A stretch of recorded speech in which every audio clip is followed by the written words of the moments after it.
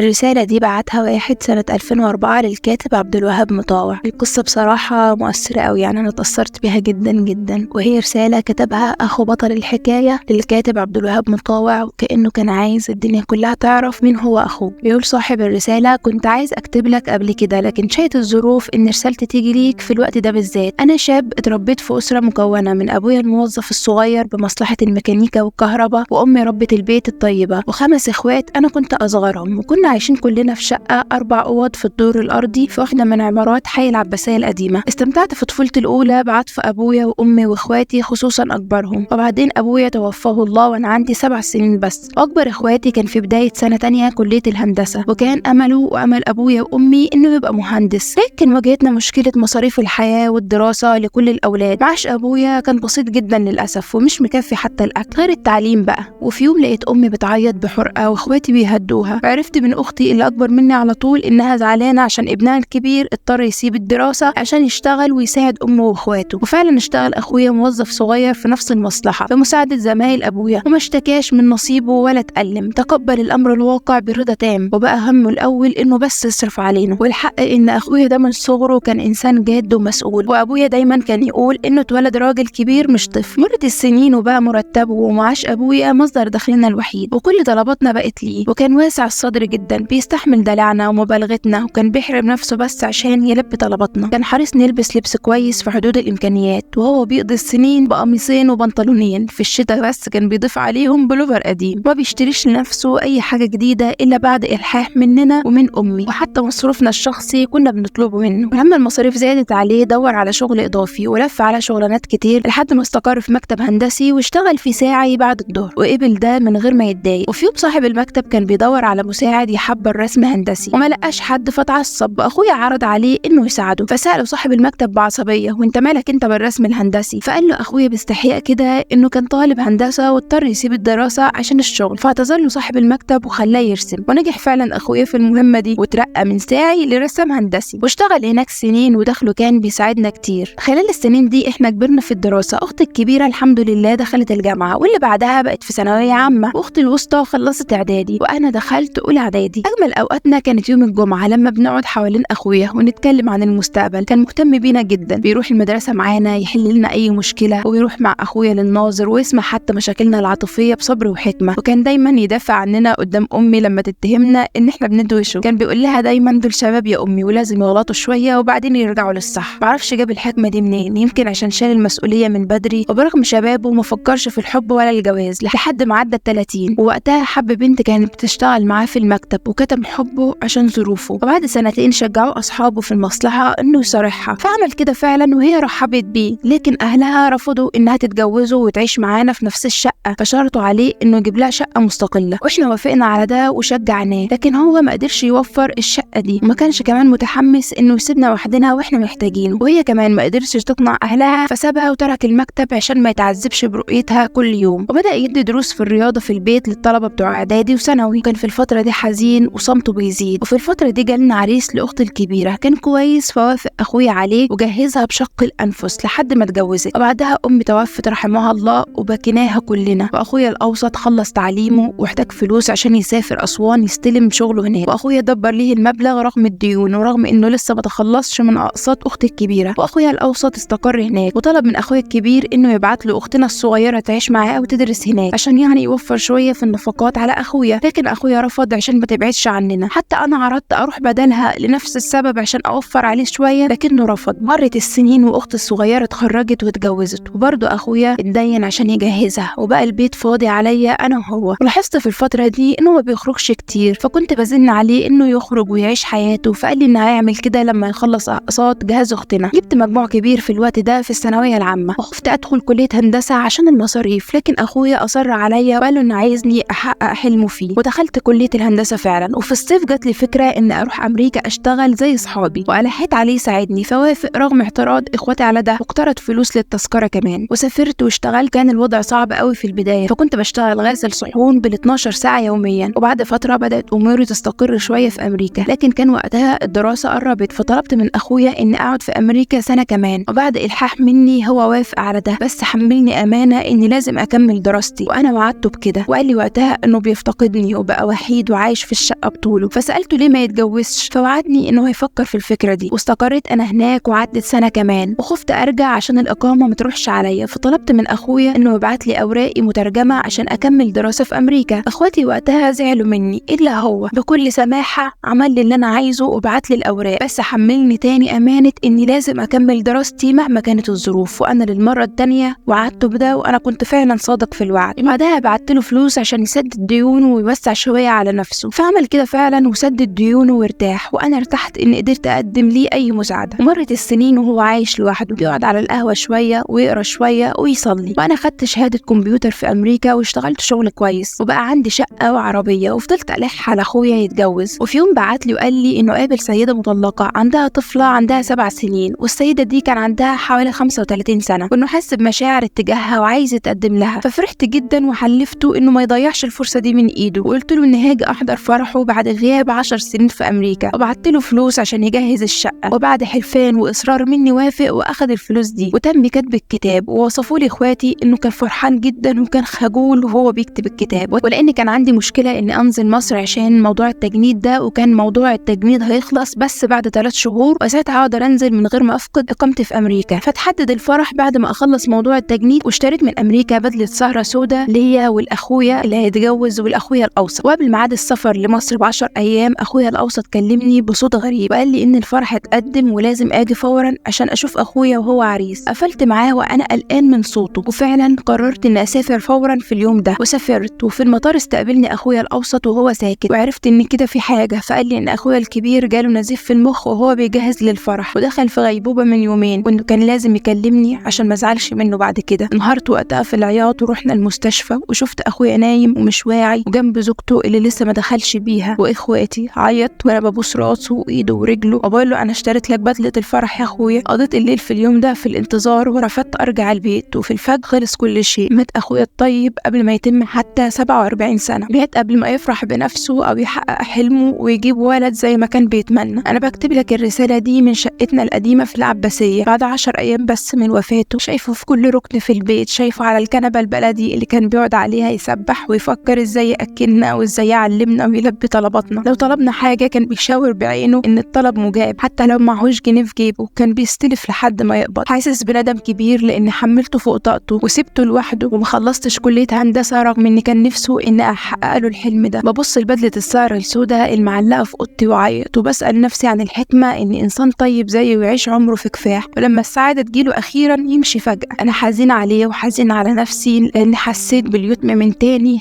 لما رحل، ومش عارف أعمل إيه عشان أرد له جميله وأتخلص من إحساسي بالذنب ناحيته. كانت القصة الأولى بصراحة اتأثرت بيها قوي فعلا، يعني هو ما كانش لإخواته بس أخ، كان أخ وأب، ربنا يرحمه. يعني أتمنى منكم كلكم تترحموا عليه. ونبدأ في القصة التانية. بتقول صاحبة الرسالة: أنا بكتب لك عشان أحكي ليك قصتي، يمكن بعض قراء بريد الجمعة يستفيدوا منها. بريد الجمعة ده كان اسم العمود اللي القراء بيبعتوا عليه قصصهم للكاتب عبد الوهاب مطاوع. هبدأ أعرفك بنفسي. اتربيت في أسرة متوسطة مستورة، وكان أبويا الله يرحمه أستاذ في معهد أزهري، وأمي مدرسة، وبعدين بقت ناظرة في التعليم الإعدادي، وليا أخين أصغر مني. عشت طفولة سعيدة إلى حد كبير رغم شدة أبويا في تربيتنا. كان مؤمن هو إن الشدة هتزود الأولاد صلابة وتجهزهم لمواجهة الحياة. خلصت تعليمي كله بتفوق، وإخواتي كمان عملوا كده. وقبل تخرجي بشهور بس اتقدم لي شاب قريب من بعيد لأبويا، كان شغال محاسب في هيئة كبيرة. أمي عرضت عليا الموضوع، وأنا ما قدرتش أدي رأي محدد لأني بصراحة ما عرفتوش خالص وما قابلتوش قبل كده. وعلى عكس شدة أبويا في تربيتنا، كان طول عمره ما بيفرضش علينا حاجة في اختيار الدراسة أو الحياة، وقال لي إنه موافق على الشاب ده عائليا وأخلاقيا، لكن القرار الأخير ليا أنا. ونصحني إني أتعرف على الشاب ده من خلال زياراته لينا قبل أي خطوة رسمية. ففعلا جه كذا مرة وقعدنا في الصالون قدام أبويا وأمي، وأنا في القعدات دي ارتحت له جدا، بل وأعجبت بيه لأنه كان إنسان جاد وصادق وعايز يعيش في استقرار. قال لي من أول مقابلة أو من تاني مقابلة إنه يفضل زوجته تتفرغ لبيتها وما تشتغلش، وكان ده هوا قديم جوايا فوافقت عليه، واتخطبنا على كده. وبعد سنة اتجوزنا، وأبويا جهزني وما بخلش عليا بحاجة على قدر إمكانياته، وبدأت حياتي معاه. ولقيته إنسان طيب جدا بيدور على الأمان وعنده خوف دايما من المستقبل. ففهمت إن الخوف ده عشان هو اتربى يتيم، أبوه مات وهو عنده 5 سنين، وأمه عانت عشان تربيه وتحافظ على ميراثه من أطماع أعمامه. حبي ليه زاد أكتر وعطفي عليه زاد أكتر، وخلفت منه أول طفلة وكانت جميلة جدا، وفرحته بيها كانت فوق الوصف، ما كانش بيطيق إنه يبعد عنها إلا للشغل فقط. بعد سنتين خلفت تاني بنت برضه فرحت بيها، لكن قلقت يكون كان نفسه في ولد ولا حاجة، لكنه عمره ما حسسني بده، وفرح برضه ببنتنا جدا وقال لي نكتفي ببنتين عشان يقدر يوفر لهم أحسن ظروف. فوافقته، لكن من جوايا تمنيت أجيب لهم ولد يحميهم ويكون ظهر وسند ليهم. بعد سنتين حملت تاني لتالت مرة، وهو ما اعترضش إرضاء ليا، ولما خلفت بنت تالتة عيط، فهو نهرني وقال لي إن البنات بيعمروا البيوت، واللي يربي 3 بنات كويس بيدخل الجنة، واحتفل بأسبوعها احتفال كبير دعا عليه كل العيلة، ومرت الحياة هادية وجميلة معاه، والبنات كانوا مالين البيت بهجة. هو اترقى في شغله وانتدى بيشتغل في دولة عربية سنتين، وأصر إنه ياخدنا معاه، والحياة اتحسنت أكتر. اشترينا عربية مستعملة وشقة صغيرة في اسكندرية نقضي فيها الصيف، وبعدها اشترينا شاليه في الإسماعيلية بالتقسيط، والبنات كبروا في الدراسة، لحد ما فجأة زوجي مرض مرض مزمن، ودخلنا في دوامة علاج ومستشفيات سنة كاملة، وبعدين توفى وهو عنده 44 سنة بس، وأنا 36 سنة، والدنيا في اليوم ده اسودت في عيني. بعد ما مشي الأهل والمعزين قعدت أفكر في المستقبل، ولقيت إن معاش جوزي ما يكفيش مصاريف حياتنا، فقررت أواجه الواقع من غير ما استعين بحد، وافتكرت شدة أبويا الله يرحمه معانا، وإزاي كان بيقول لنا إنه بيجهزنا بيها لمواجهة الحياة، وخدت كذا قرار حلفت إني ألتزم بيهم في المرحلة اللي جاية، وإني ما تهاونش أبدا في تنفيذهم. وأول قرار كان إني ما اتجوزش تاني بعد جوزي، وإني ما أمدش إيدي لحد مهما كانت الظروف، سواء أخويا أو خالي أو أعمام بناتي. وتاني قرار إني أبيع العربية وأحط تمنها في البنك بنصيب البنات ونصيبي عشان يساعدني العائد بتاعها في مصاريف الحياة. وتالت قرار إني أخرج البنات من مدرسة اللغات وأدخلهم مدرسة حكومي، وأعوض فرق المستوى ده بالمذاكرة في البيت. ورابع قرار إني أحتفظ بشقة اسكندرية وشاليه الإسماعيلية عشان يساعدني تمنهم في تجهيز البنات للجواز في المستقبل لما يعني يجي الوقت، وإني طبعا في المرحلة دي أستفيد منهم بتأجيرهم من وقت للتاني عشان أزود الدخل شوية. وأهم قرار إن محدش من أهلي أو أهل جوزي يعرف اللي بيدور في حياتنا، حتى لو عشنا على العيش الحاف، ولازم نحرص دايما إن شكلنا قدام الناس يكون لائق. وتحقيقا لكده اشتريت ماكينة خياطة وخدت دروس في التفصيل، وما عداش شهور إلا وكل لبس البيت وبعض لبس الخروج كان من شغلي، وبقت مهمتي الأساسية في الحياة إني أوفر لبناتي أحسن ظروف ممكنة في حدود الإمكانيات بتاعتي، وأخلي أيامهم سعيدة قدر الإمكان عشان ما يحسوش بيتمهم وحرمانهم. وكنت كل ما ألاحظ على وش واحدة فيهم ملامح انكسار أضاعف من محاولاتي عشان أرضيهم وأحقق طلباتهم البسيطة. وبالليل أقعد لوحدي في أوضة نومي أبص لصورة جوزي وأفتكر ذكرياتي معاه ومداعباته اللطيفة ليا ونظراته المتعلقة بيا دايما وحب ليا ولبناتي، وتنزل دموعي عليه. وعدت الأيام بعضها حلو وأكترها مر، وعديت بمشاكل كتير، وفي فترة من الفترات ضاقت بيا الحياة، فحسيت فجأة بنقمة على جوزي وعلى حياتي وعلى جوزي لأنه سابني أشيل الهم التقيل ده لوحدي. وحسيت كمان أستغفر الله بحاجة شبه السخط كده على قدري، وسألت نفسي ليه مكتوب عليا العناء ده؟ وفي قمة ضيقي لقيت نفسي بطلت الصلاة مع إني محافظة عليها من وأنا صغيرة، وبصيت للمشوار الطويل اللي مستنيني لحد ما البنات يوصلوا لبر الأمان ويتخرجوا ويتجوزوا تنتهي أعبائي، فلقيت إنه مشوار بعيد وصعب حتى على الرجالة. طب أقطعه إزاي لوحدي وأنا ست ضعيفة؟ وإمتى أشيل الحمل التقيل ده من على كتفي وارتاح؟ وزود غضبي إني سافرت وقتها بالقطر الإسكندرية عشان أسلم مفتاح الشقة لمستأجر هيقعد فيها 3 شهور للصيف، كنت هروح اليوم ده بس وارجع فورا لبناتي. فشفت في اليوم ده الشواطئ زحمة وعليها ستات وبنات كتير بيضحكوا فرحانين ومبسوطين، ولقيت المستأجر عريس هيقضي مع عروسته 3 شهور في اسكندرية. استغربت من نفسي وقتها لما كان بيجي وقت الصلاة عليا وألاقي نفسي قاعدة جامدة ومش بروح أتوضى. مشاعر السلبية وقتها شملت ناس كتير، رغم إن أهلي ما قصروش معايا في الفترة دي بعد وفاة جوزي، وكانوا دايما بيسألوا عليا ويزوروني. كمان أعمام بناتي عرضوا عليا خدماتهم أكتر من مرة سواء مادية أو غيرها، لكني كنت بشكرهم وبعتذر. كذلك خالي وأخويا كنت بعتذر لهم. طيب ليه السخط ده عليهم وعلى الحياة وعلى القدر؟ وفي الظروف دي زارتني فجأة عمتي اللي كانت عايشة في الأقاليم، وهي ست طيبة، جات لي شايلة خيرات الريف زي عادتها، وقالت لي إنها شافتني في الحلم مرتين وكان في حبل ضيق حوالين رقبتي، فقلقت عليا وقررت إنها تزورني. وأول ما قالت لي كده ما حسسش بنفسي إلا وأنا بنفجر في العياط وبترمي في حضنها. قعدت تمسح على راسي وعلى ظهري وتمتم بآيات القرآن لحد ما هديت. فحكيت لها عن إحساسي وعن الاختناق والضيق والسخط اللي حاسة بيه، فهدتني هي وطلبت مني إني أجيب مبخرة عشان جايبة ليا نوع من البخور كويس. فجبتها لها فعلا وحطت هي عليه البخور وانتشر ريحته في الشقة كلها، فحسيت براحة شوية. وبعدين مسكت إيدي وخدتني للحمام، طلبت مني إني أتوضى فعملت كده، ورجعت بيا للصالة وصلت بيا وأنا كنت جنبها، وكانت بتقرا بصوت خاشع وأنا ما حسيتش إلا بدموعي وهي نازلة طول الصلاة. بدأت أخرج من حالتي السيئة دي على إيد عمتي الطيبة اللي كنت بترجاها إنها ما تسافرش تاني وتقعد معايا كام يوم، فوافقت على طلبي. ورجعت بعدها للصلاة بانتظام وقراءة القرآن كل ليلة قبل ما أنام. ورجع حبي لجوزي من غير ما أسخط عليه لأنه ملوش ذنب في الآخر في كل حاجة حصلت. وتقبلت قدري واستغفرت ربنا على اللي فات. ويمكن تسألني ليه محدش من أهلك فكر يرشح لك أي عريس يشاركك مسؤولية حياتك وبناتك؟ فجوابي إنه كنت حاسمة الموضوع ده من البداية، لأني ما كنتش أقدر أتخيل نفسي زوجة الراجل غير جوزي الله يرحمه، وما كنتش أقدر أحط بناتي تحت رحمة أي حد غيري. ومع كده أهلي ما بطلوش طول السنين اللي تالت وفاة جوزي إنهم يرشحوا لي عرسان، ولا بطلوا يدبروا لي لقاءات صدفة بيني وبين بعض المرشحين، لحد ما تأكدوا تماما إني فعلا رافضة موضوع الجواز من تاني. وكان عزائي دايما إن بناتي متفوقات في دراستهم، مهذبات، ما يعرفوش الهزار الفارغ، وما يخرجوش غير معايا في زيارات للأهل أو للشراء بعض المستلزمات. وكمان كلهم بيعرفوا شغل البيت وبيشاركوني وبيساعدوني في كل حاجة. كان بيسعدني دايما إني أسمع من جاراتي ومن قرايبي كلامهم عن حسن تربية البنات وأدبهم والتزامهم الديني والأخلاقي. ويوم بعد يوم وشهر بعد شهر البنات كبروا في السن وفي الدراسة، ودخلت الكبيرة كلية البنات وبعدها بسنتين دخلت الوسطى، والصورة وصلت للثانوية العامة. وفي الفترة دي الحياة كشرت لي عن أنيابها والمصاريف زادت والطلبات كترت، فجمعت كل ذهبي وبعته واستعنت بثمنه عشان أغطي احتياجات البنات في الفترة دي. وعشنا سنين تانية في دي لحد ما الكبيرة اتخرجت واشتغلت، والوسطى اتخرجت واشتغلت، والصغيرة وصلت للسنة الثالثة في كليتها. وجه دور الكبيرة في الجواز، فتقدم لها زميل كان ليها وتأكدت إنها موافقة عليه، فصارحته إني مخصصة لكل بنت مبلغ معين أساعدها بيه في الجواز، مش هقدر أزود على المبلغ ده. فقال لي إنه متمسك ببنتي عشان أخلاقها وتربيتها مش لأي سبب تاني. وجات اللحظة اللي كنت مستنياها، فروحت بعت الشاليه وبعت شقة اسكندرية، جهزت بنتي بنصيبها وزفت لعريسها في ليلة سعيدة، واتنهدت براحة وأنا شايفاها ماشية جنب جوزها عشتها الجديد. ومعداش أكتر من سنة إلا وكنت بقضي ليلة في المستشفى عشان أستقبل مولودها الأول حفيدي. وبعدها بشهور نفس القصة اتكررت مع بنت الوسطى، واتجوزت زميل ليها وانتقلت لبيتها معززة مكرمة. وفي الصيف اللي فات اتخرجت بنت الصغيرة، وكانت فرحتي بتخرجها وبانتهاء مشوار الدراسة في حياتي فرحة كبيرة اختلطت فيها الدموع بالضحك. وقبل ما تشتغل هي تقدم لها عريس وعرفت إنها موافقة عليه، ففرحت جدا إنه جاهز للجواز بسرعة، وما ضيعتش وقت وسحبت المبلغ اللي كنت مخصصاه ليها وجهزتها واتزفت لعريسها. وفي أول ليلة قعدت فيها لوحدي في شقتي بعد جواز آخر البنات افتكرت يوم وفاة جوزي، وكانت البنت الكبيرة في بناتي وقتها عندها 11 سنة والصغيرة 5 سنين. وسألت نفسي وقتها امتى يخلص مشوار تربية البنات وتعليمهم وجوازهم، وازاي اقدر عليه وانا ست لوحدي من غير لا جوز ولا سند. وافتكرت كل لحظة تعب عدت عليا وكل دقيقة عيطت فيها من القهر وانا مش قادرة اجيب كتاب دراسي لبناتي او اشتري جزمة جديدة او شنطة ليهم او ساعة ناهيك عن حلق ذهب او اسورة او لبس عيد او رسوم رحلة ليوم واحد حتى مع الكلية. ورغم ان عايشة لوحدي دلوقتي لكني ما بحسش بوحدة ولا ملل. انا اخيرا بقيت مالكة وقتي وحياتي بعد سنين طويلة من الانشغال بمعركة الحياة. بعيش نصيبي من معاش جوزي بعد ما نصيب البنات وقف بجوازهم، ونصيب الشرعي من تمن الشقة والشاليه. يومي بيبدأ ب3 مكالمات من بناتي، بنتكلم في كل حاجة. واحدة تستشيرني تعمل ايه لجوزها على الغدا، او تشتري لبس ازاي، او تصلح جهاز منزلي، او اي موضوع في الحياة. والمكالمات دي ممكن تتكرر كذا مرة في اليوم. اطبخ لنفسي وارتب شقتي وانزل العصر اتمشى واتفرج على الفاترينات واشتري احتياجاتي واحتياجات بناتي نيابة عنهم، وارجع البيت قبل المغرب. لو فاض وقت اقرا شوية او اصلي او اتفرج على التلفزيون، او اعمل اكلة البنات بيحبوها وابعتها لهم. وما بنامش غير بعد مكالمات الليل من كل واحدة فيهم وهي بتقول لي تصبح على خير. كل ما عيني تقع على صورة جوزي الله يرحمه اقول له في سري اطمن قمت بواجبي اتجاه بناتك وبناتي. ويوم الجمعة البيت بيتملي عليا بيهم كلهم حوالين السفرة، وحفيدي مال الدنيا فرح وصوت وضحك. وبقى عندي انا اللي اتحرمت من خلفة الولاد 3 شباب زي ولادي هم جوازات بناتي بيحبوني واحبهم ودايما يعرضوا عليا خدماتهم. وفي الاخر اقول لكل حد الدنيا ضاقت عليه وشارف يستسلم، الفرح لازم يجي في يوم من الايام للي صبر وكافح باخلاص. كنت فكرت اكتب لك الرسالة دي تعليقا على قصص الكفاح اللي قريتها في بريد الجمعة بعد جواز بنتي الصغيرة مباشرة، لكني انشغلت بترتيب حياتي بعد جواز البنات لحد ما جت اللحظة المناسبة ان اكتب لك فيها الرسالة دي. والسلام عليكم ورحمة الله وبركاته. القصة دي برضو عجبتني قوي وتأثرت بيها، فربنا يهون على كل الناس مشوار حياتهم، وربنا يحقق لكم كل اللي